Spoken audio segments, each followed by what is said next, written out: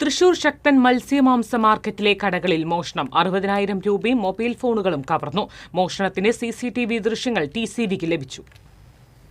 മുക്കാട്ടുകര സ്വദേശി MK ഷാബുവിന്റെ ഉടമസ്ഥതയിലുള്ള MVK ഡക്ക് ആൻഡ് കാട മർച്ചന്റ് ഷോപ്പിലും അഞ്ചേരി സ്വദേശി അഖിലിന്റെ ഉടമസ്ഥതയിലുള്ള KPC and sons ice fish commission agent സ്ഥാപനത്തിലുമാണ് മോഷണം നടന്നത്. ഞായറാഴ്ച പുലർച്ചെ 1 മണിയോടെയായിരുന്നു മോഷണം. അഖിലിന്റെ സ്ഥാപനത്തിലെ മേശയുടെ വലിപ്പ് കുത്തി തുറന്ന് 50,000 രൂപയും ഷാബുവിന്റെ കടയിൽ നിന്ന് 10,000 രൂപയും ജീവനക്കാരുടെ 2 മൊബൈൽ ഫോണുകളുമാണ് കവർന്നത്. പിറ്റേന്ന് രാവിലെ ഉടമകൾ കടയിലെത്തിയപ്പോഴാണ് മോഷണ വിവരം അറിയുന്നത്. തുടർന്ന് CCTV പരിശോധിച്ചപ്പോഴാണ് മോഷ്ടാവ് സമീപത്തെ ഇറച്ചിക്കടയിലെ കോഴിക്കോട് സ്വദേശിയായ ബഷീറാണെന്ന് മനസ്സിലാകുന്നത്. പുലർച്ചെ കോഴികളും മറ്റുമായുള്ള ലോഡ് വരുന്നതിനാൽ ഇവിടങ്ങളിലെ സ്ഥാപനങ്ങളുടെ ഷട്ടറുകൾ പൂർണ്ണമായും അടച്ചിടുന്ന പതിവില്ല. ഇതറിയാവുന്ന ബഷീറിന് കടകൾക്കുള്ളിൽ നിഷ്പ്രയാസം കടക്കാനും കഴിഞ്ഞു. മോഷണം നടത്തുന്നതിനിടെ കോണിയിൽ നിന്നും ഇയാൾ തെന്നി വീഴുകയും ചെയ്തു.